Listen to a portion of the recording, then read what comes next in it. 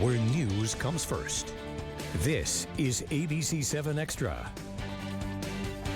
And welcome to another special weekday edition of ABC7 Extra. I'm Eric Elkin. ABC7 continues to bring you in-depth interactive discussions to keep you up to date on the coronavirus pandemic and its effects on the borderland. And we welcome your questions and comments. You can send them right now to share@kvia.com. Again, share@kvia.com.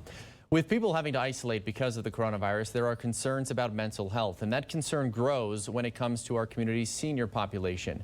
So what can you do to help an elderly neighbor or an older family member living in a retirement home or assisted living center?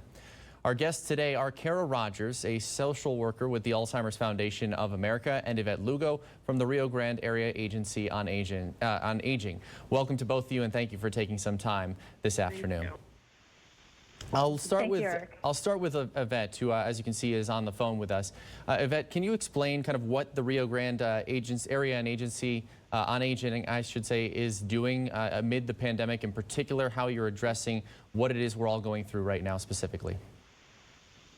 Well, our goal and mission is to obviously help older adults stay in their homes and in community as long as possible. So really the bulk of what we're doing at this point is just trying to ensure that older adults, our clients, are really safe, that they're feeling supported. I think our biggest suggestion would be the easiest way is to help us to do this is to check on your elderly neighbors and relatives. A simple phone call, to make sure that their needs are being met, that they're not going without certain, necessary items like groceries or toilet paper, unfortunately. It's those kinds of things that are the easiest thing to do. Of course, any kind of support that would be necessary, you could call the agency. We're at the moment working on expanding our meals program. Our funding that the agency receives helps to fund the home delivered meal program. And so working with our partners here with the County Nutrition Program and City Parks and Recreation, we're working to do just that. And so in the meantime, we're trying to ramp up our services to make sure that we're available and supportive. But the general public, just in keeping in touch and making sure that our older relatives or loved ones are being cared for and are being supported. And Kara, you're with the Alzheimer's Foundation of America, so you're looking at this big picture across the country. You have some tips that you can share with us as to what people can do to help stay connected with a loved one, especially since we can't get that face-to-face contact these days.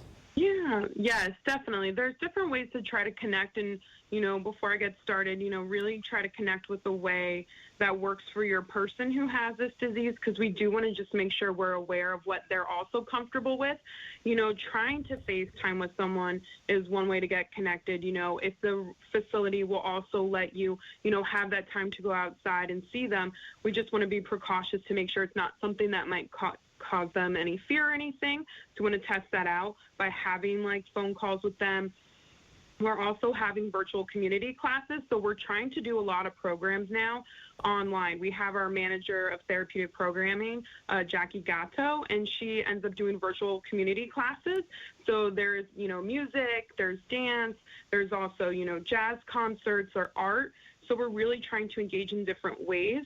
So I'd say caregivers in that respect can check things out, on our website, different things to try, and be creative with your person and know that it's a trial and error process during that time to see which form of communication works best for them and for you.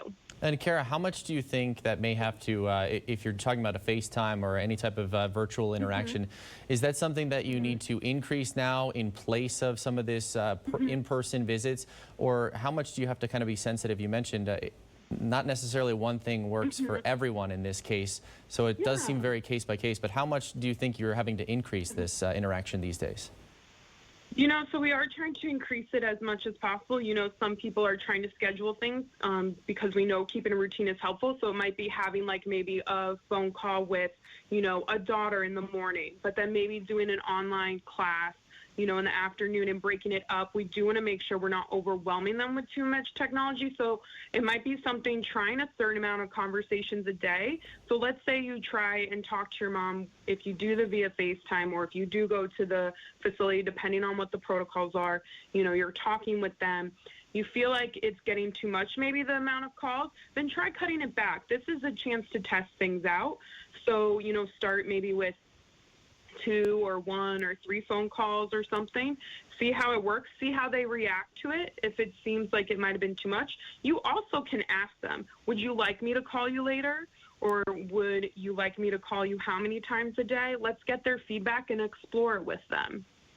Yvette, you mentioned a moment ago feeling supported as to what you're doing in terms of making sure that community members and folks you're talking to are feeling that support. What exactly is it that you're doing to make sure that they are feeling that support and that they're understanding what it is that's really going on? Because it is a very difficult thing to understand, I think, for most people, and it's such a fluid situation with so many things changing. How are you extending that outreach in terms of feeling supported? Well, obviously at this point, working virtually, some of our staff members are working from home. And so telephone communication, just like Tara described, is exactly what we're trying to do. We call it telephone reassurance, to just check in and see how we're doing. Another big component to that is checking in on our family caregivers. You know, right now, for some caregivers, going to work was a break. And if we're all at home, that may be posing a challenge. So also checking in on their well-being and their stress levels, and just showing that support in those ways.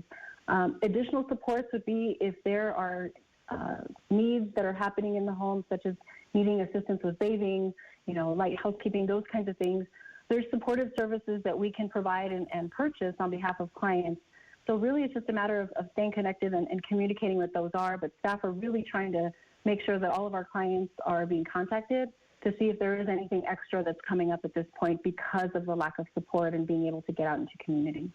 We're going to step aside and take a brief break, but when we come back, we'll relay some of the questions that you've sent to share@kvi.com. Again, you can send your questions to share@kvi.com. You're watching a special edition of ABC7 Extra.